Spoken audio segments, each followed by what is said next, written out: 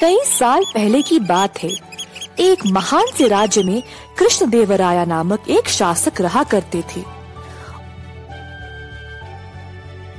उनकी माँ बहुत धार्मिक महिला थी। माताजी ने अपने जीवन में कई धार्मिक स्थानों का दर्शन किया और बहुत सारे पूजा पाठ में भी भाग लिया था। महाराज अपनी माँ से बहुत प्रेम करते थे। जैसे साल बीतते गए,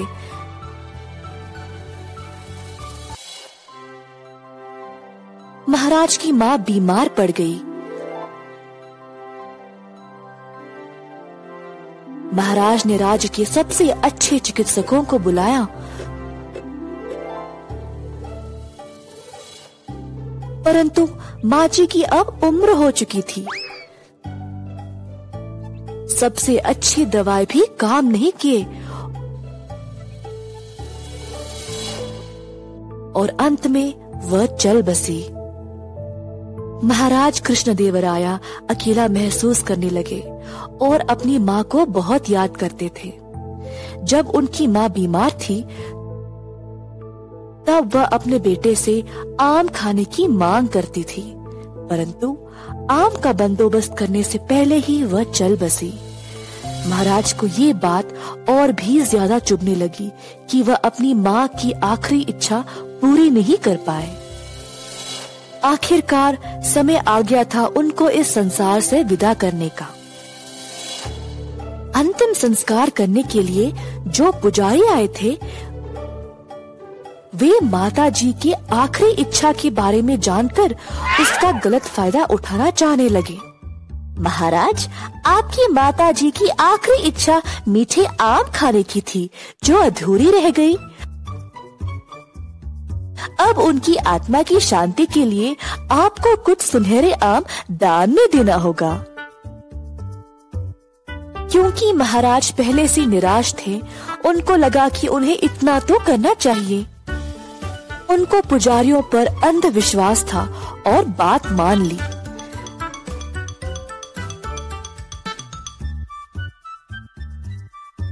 राजा ने 10 सुनहरे आमों का प्रबंध किया और पुजारियों को दान में दे दिया।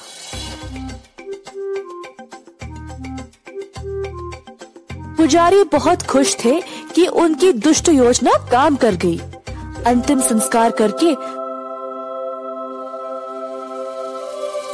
सोने के आम लेकर अपने अपने घर वापस चले गए। हालांकि महाराज के सेवक बुद्धिमान रामदास ने देखा कि क्या हुआ और राजा को दिए गए पुजारियों के तर्क को समझ नहीं पाया। पुजारियों के हाथ में सुनहरे आम कैसे एक मरे हुए इंसान की आत्मा को खुश कर सकता है? उसको पता था कि पुजारियों ने महाराज को बेवकूफ बनाया। रामदास ने उन सबको सबक सिखाना चाहा। कुछ दिनों बाद रामदास ने पुजारियों को अपने घर आमंत्रित किया।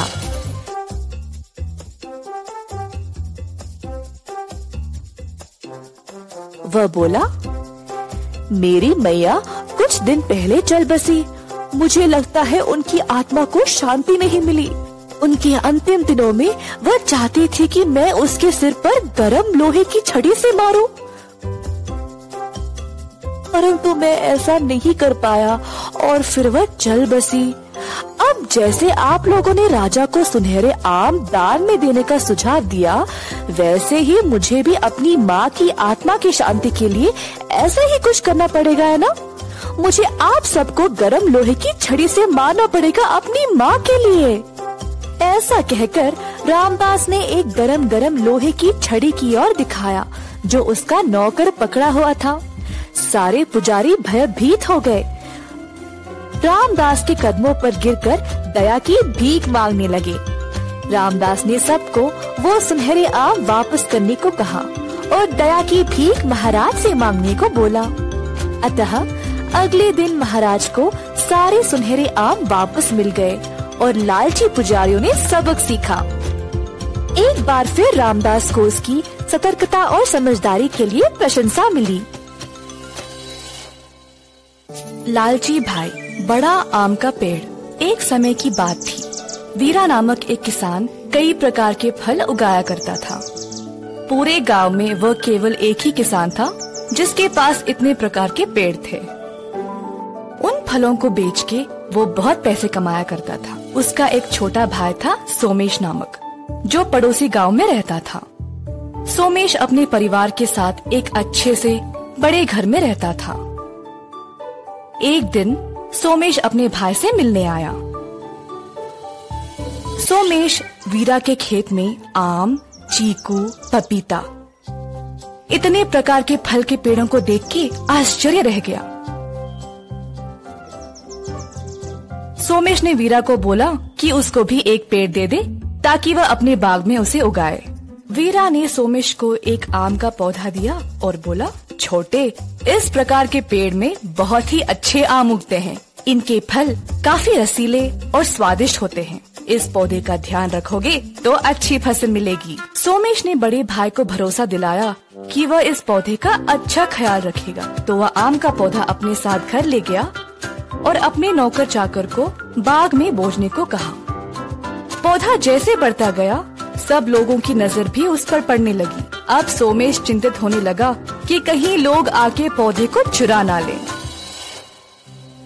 इसीलिए उसने अपने मकान के इर्द गिर्द ऊंची दीवारें खड़ा कर दी। कुछ दिन बाद पेड़ दीवार से भी ऊंचा हो गया। 1 साल हो गया था और पेड़ में सुंदर सुंदर फूल खिलाए। इसी दौरान सोमेश को एक बात खाई जा रही थी कि अगर ये पेड़ फल देने लगा तो कहीं नौकर लोग फलों को चुरा ना ले। अब सोमेश ने और भी ऊंची दीवार खड़ा की और ऊपर छत भी लगा दिया ताकि किसी को भी ये आम का पेड़ नजर न आए। एक दिन सोमेश अपने पेड़ को देखने गया तो फल उगने के बजाय सारे फूल नीचे गिरे पड़े थे। सोमेश को बहुत बुरा लगा और उसने सोचा कि कहीं बड़े भैया ने उसे कोई बेकार पौधा तो नहीं दिया। तुरंत सोमेश ने वीरा को घर आने को बोला। वीरा बेचैन होकर जल्दी जल्दी अपने छोटे के घर आ पहुंचा। भैया जी, आपने सही इरादे से मुझे ये पेड़ नहीं दिया था। लगता है आप नहीं चाहते थे कि मैं भी आपकी तरह अच्छे से फल बेच के मुनाफा कमाऊं। इतने लालची क्यों हो? पेड़ से सुंदर फूल तो निकले, परंतु एक ही हफ्ते में सब कुछ सड़ के नीचे गिर गया। आपने ऐसा क्यों किया? वीरा ने ध्यान दिया तो देखा कि पेड़ सारी दिशा से बंद हुआ था। ओ मेरे भाई, तुम्हारी लालच ने तुम्हें मूर्ख बनाया। तुमने सूर्य की किरणों को पेड़ तक पहुंचने से रोका है और छत लगा के हवा आने का रास्ता भी बंद कर दिया। तुम्हारे मूर्खता और लालच की वजह से तुमने इस पेड़ को खत्म ही कर दिया। ऐसा कहकर वीरा वहाँ से चला गया। सोमेश को एहसास हुआ कि वो खुद गलत था। अब पछताने का कोई फायदा नहीं। तो बच्चों, पेड़ पौधों को धूप, पानी और वायु की बहुत आवश्यकता है। सोमेश की मूर्खता ने पेड़ को मार दिया। इसीलिए कभी भी लालच में नहीं पड़ना चाहिए।